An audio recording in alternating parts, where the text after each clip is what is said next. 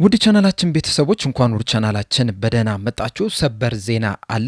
ፋብሪዚዮ ሮማኖ እንደዘገበው ከሆነ ሊቨርፑሎች እስማኤል አሳርን ለማስፈረም ንግግር ጀምረዋል እያለን ይገኛል። ይህንን በቆይታችን የምንመለከት ይሆናል። እናንተም እስከ መጨረሻው ደቂቃ ድረስ አብራችሁ ቆይታችሁ እንድትከታተሉት። ሊቨርፑሎች እስማኤል አሳርን ለማስፈረም ንግግር በመጀመራቸው ዙሪያም ያላችሁን ሀሳብ አስተያየትም ኮሜንት ሴክሽን ላይ በመጻፍ እንድታሳውቁኝ፣ ሰብስክራይብ፣ ላይክ፣ ሼር እያደረጋችሁ የቻናሉ ቤተሰብ እንድትሆኑ በአክብሮት እጠይቃለሁ። አሁን በቀጥታ ወደ ሰበር ዜናው የምናመራ ይሆናል። አብራችሁን ቆዩ። በኤክስ ገጹ ፋብሪዚዮ ሮማኖ ይዞት በወጣው ዘገባ መሰረት ሊቨርፑሎች እስማኤል አሳርን ለማስፈረም ንግግር መጀመራቸውን ዘግቧል። በተጨማሪም ይዞት በወጣው ዘገባ መሰረት ሊቨርፑሎች ያኩባ ሚንቴን ከብራይተን ለማስፈረም ፍላጎት ነበራቸው። ነገር ግን ብራይተኖች ለተጫዋቹ 80 ሚሊዮን ፓውንድ በመጠየቃቸው ምክንያት በዚህ ሰዓት ሊቨርፑሎች ፊታቸውን ወደ እስማኤል አሳር እንዳዞሩ ነው እየተናገረ የሚገኘው። ሊቨርፑሎችም ይህንን ተጫዋች ለማስፈረምም የ50 ሚሊዮን ፓውንድ ፓኬጅም ለክሪስታል ፓላስ ማቅረባቸውንም ዘግቧል። ተጫዋቹም እስማኤል አሳርም ወደ ሊቨርፑል ለመዘዋወር ክፍት እንደሆነም አያይዞ ተናግሯል። እንደዚሁም ጋላታሳራዮችም ከዚህ ቀደም ሁለት ጥያቄዎችን ይህንን ተጫዋች ለማስፈረም ለክሪስታል ፓላስ አቅርቦ ነበረ። ነገር ግን ሁለቱንም ጥያቄዎች ክሪስታል ፓላሶች ውድቅ እንዳደረጉት ፋብሪዚዮ ሮማኖ በዘገባው ተናግሯል። የሊቨርፑልን ጥያቄ ውድቅ ያደርጉታል ወይ? አብረን የምንመለከት ይሆናል። ሊቨርፑሎች በዚህ በ2026 የክረምቱ የዝውውር መስኮት ግራ የገባቸው ነው የሚመስሉት። በተለይ ሁላችንም እንደምናስታውሰው የዝውውር መስኮቱ ልክ እንደተከፈተ አካባቢ ለቀኝ ክንፍ ቦታው እንደዚሁም ደግሞ ለሞሐመድ ሳላ ተተኪ ብለው ምርጫ ያደረጉትኝ ያንዳሜንዴን ነው የነበረው። ያንዳሜንዴ ግን በሰዓቱ ፒኤስጂን መቀላቀል እፈልጋለሁ አለ። ከዛ በኋላም ሪያል ማድሪድ ሲመጣም ደግሞ ሪያል ማድሪድም መቀላቀል እፈልጋለሁ ብሎ በስተመጨረሻም ወደ ሪያል ማድሪድ ሲዘዋወር መመልከት እችለናል። እናም ከዛ በኋላ እንግዲህ ሊቨርፑሎች ግራ የገባቸው ነው የሚመስሉት። ምክንያቱም መጀመሪያ ላይ ኢብራሂም ኢምባዬን ለማስፈረም ጥረት አደረጉ። ነገር ግን ፒኤስጂዎች ለተጫዋቹ 70 ሚሊዮን ዩሮ በመፈለጋቸው ምክንያት ሊቨርፑሎች ይህን ያህል ገንዘብ አልፈልግም ብለው ፊታቸውን ወደ ያኩባ ሚንቴ አዞሩ። ለያኩባ ሚንቴም ከአንድም ሁለት ጊዜም ለብራይተን ጥያቄ አቅርበው ነበረ። እንደምታስታውሱት መጀመሪያ ላይ የ50 ሚሊዮን ፓውንድ ጥያቄ አቀረቡ። ይህም ጥያቄ በብራይተን ውድቅ ተደረገ። ለሁለተኛ ጊዜም ደግሞ የ60 ሚሊዮን ፓውንድ ጥያቄ አቀረቡ። ይህም ጥያቄያቸው በብራይተኖች ውድቅ ሊደረግ ይችላል። ሰኞም ሶስተኛ ጥያቄ ያቀርባሉ ተብሎ ተጠብቆ ነበረ።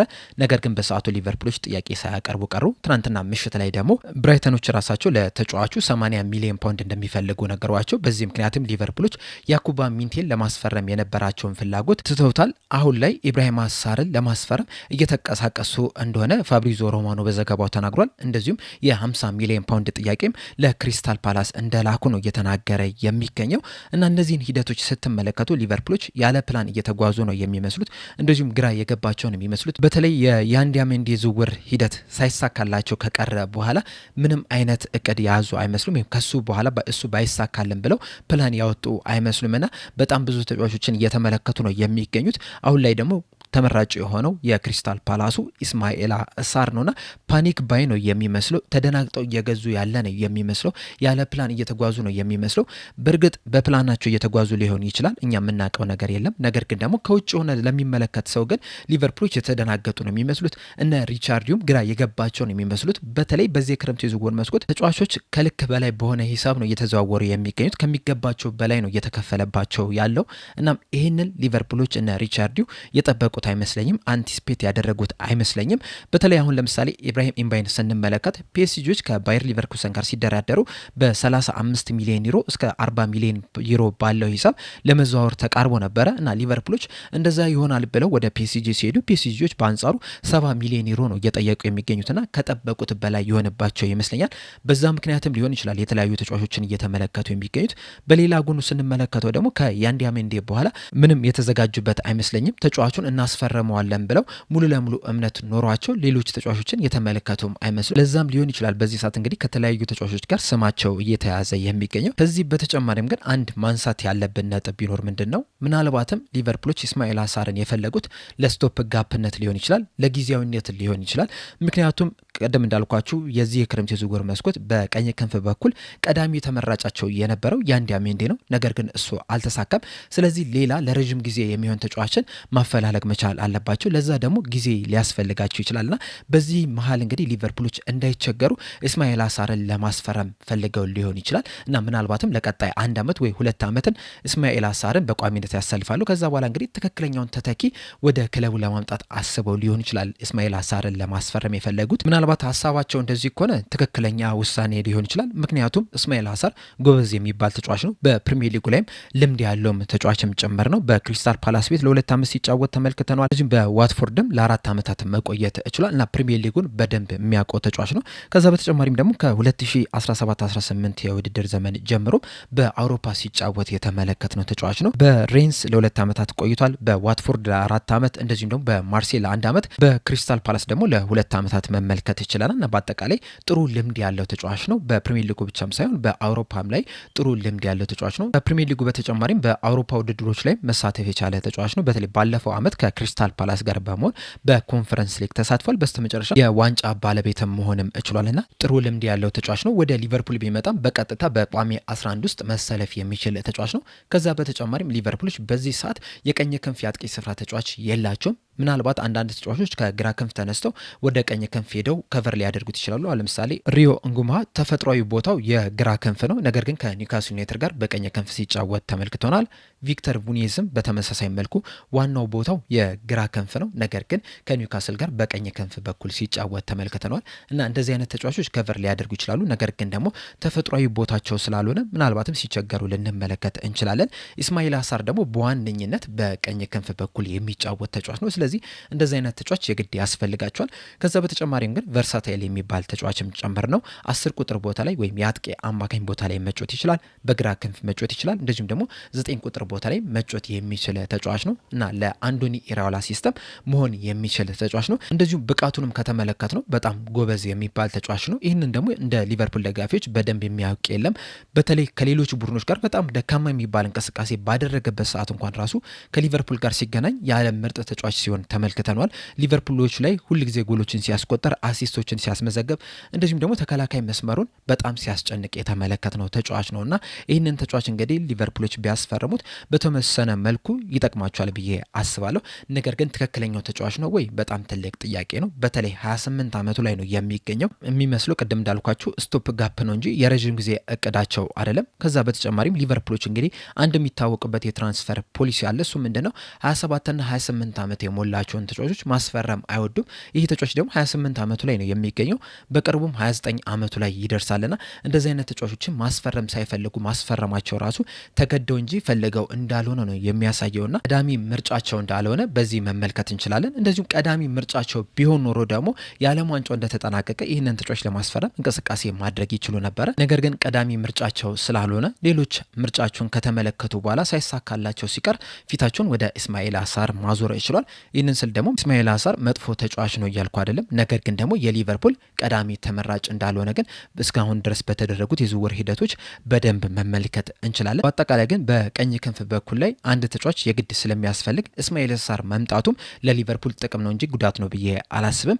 በተለይ ደግሞ ከያኩባ ሚንቴ አንጻር ስንመለከተው በእርግጥ በእድሜ የተለያዩ ናቸው። ነገር ግን ደግሞ በጨዋታ ብቃት ግን ኢስማኤል አሳር የተሻለ ተጫዋች ነውና እሱን ተጫዋች ለመምጣት እንቅስቃሴ ማድረጋቸው ምናልባትም ለሊቨርፑል ጥሩ ይሆናል ብዬ አስባለሁ። ከዛ በተጨማሪም ቅድም እንዳልኳቸው ስቶፕ ጋፕ ሊሆን ይችላል ብዬ ነው የማስበው እና በዚህ ክረምቱ የዝውውር መስኮት ኢስማኤል አሳርን አስፈርመው ምናልባትም በቀጣይ የክረምቱ የዝውውር መስኮት ራያንን ከበርንማውዝ ለማስፈረም እንቅስቃሴ ሊያደርጉ ይችላሉ።